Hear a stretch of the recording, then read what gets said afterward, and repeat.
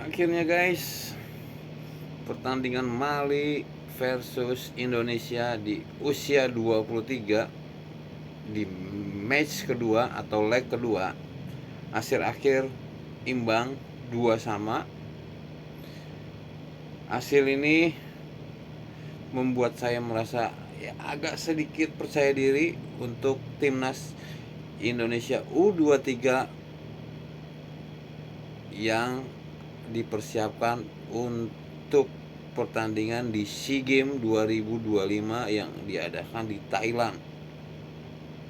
Cuma yang menjadi khawatir buat saya nih, pemain abroad ini apakah nanti bisa diizinkan atau diberi izin oleh klubnya masing-masing.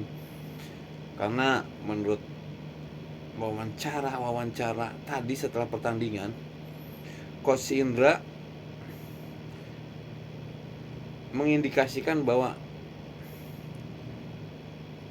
pemain abroad ini belum pasti gitu. Sedangkan kita lihat di pertandingan dua leg melawan Mali di match pertama dan match kedua, walaupun match pertama kita kalah 3-0 ya, di match kedua kita bisa imbang 2-2. Ya, boleh dikatakan Indonesia berhasil menahan Mali, bukan Mali yang berhasil menahan Indonesia. Padahal notabene Indonesia ini tuan rumah. Karena kita tahu Mali ini memang jauh kualitasnya dari kita, mau dari materi pemain, peringkat dunianya sepak bola, kita jauh dari Mali. Tapi timnas U23 ini, anak asuh Coach Indra ini berhasil menahan imbang Mali di leg kedua. Ya, Coach Indra ini saya anggap nih bisa belajar dari pengalaman, karena memang kemarin di leg pertama kita kalah 3-0 ya. Tapi biarpun kalah 3-0, saya melihat game plan timnas U23 ini apa ya, hidup gitu. Jadi dari bola, aliran bolanya, passingnya ya masih ada perlawanan melawan Mali kemarin di leg pertama, walaupun kita kalah 3-0. Karena memang Indonesia ini notabene ya tadi saya bilang kualitas pemain kita jauh, peringkat FIFA kita jauh. Jadi ya nggak terlalu gimana ya, nggak terlalu menyesali kekalahan yang di leg pertama, karena memang ini ajang uji coba. Jadi Coach Indra ini di leg pertama itu memakai 4 back ya, dan akhirnya serangan oke, cuma tumpul di depan. Dan begitu kena serangan balik dari Mali, ini yang di leg pertama ya, kita langsung kebobolan. Dan di leg kedua kita pakai formasi, boleh kita bilang itu titisannya formasi peninggalannya era Sintayong dan Coach Nova ya.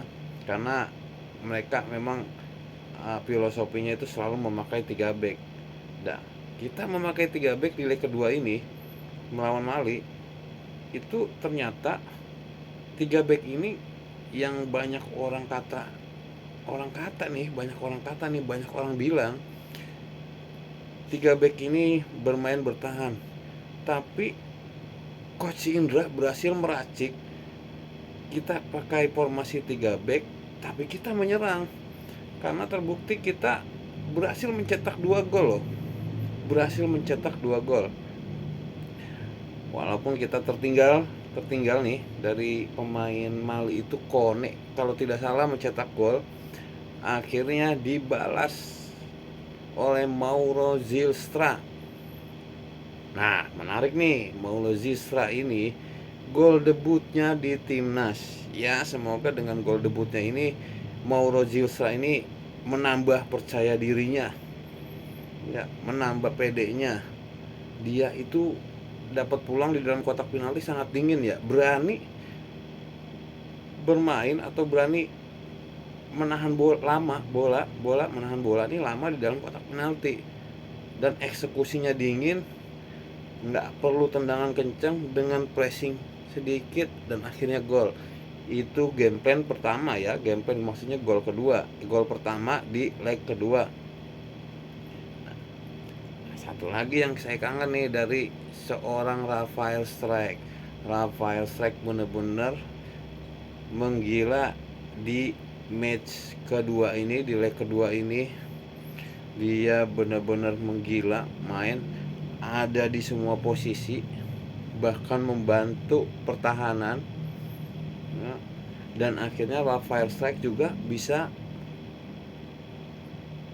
membuat gol atau menciptakan, menambah gol untuk Indonesia.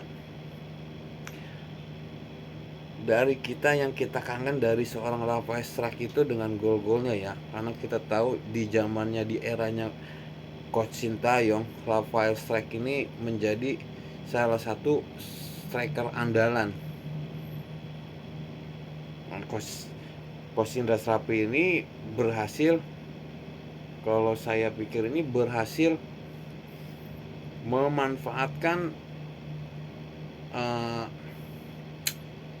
kemampuan atau mengeluarkan kemampuan yang dimiliki Rafael Strike. Terbukti Rafael Strike berhasil menciptakan gol dan akhirnya membuat Indonesia unggul 2-1 melawan Mali.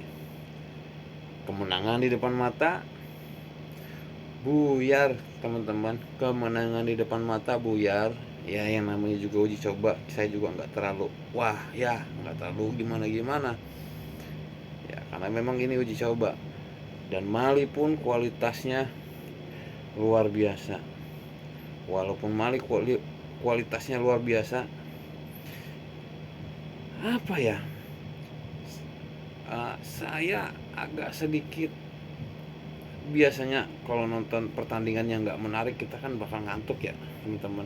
Ini saya menonton ini pertandingan karena Indonesia ini melakukan jual beli serangan teman-teman, jual beli serangan ya, dengan terbuktinya banyak kesalahan mendasar pemain-pemain Mali, banyak kesalahan mendasar pemain-pemain Mali, dan akhirnya ya kita bisa mencetak 2 gol, sempat unggul walaupun akhirnya disamakan, tapi itu nggak masalah, it's okay. Game plan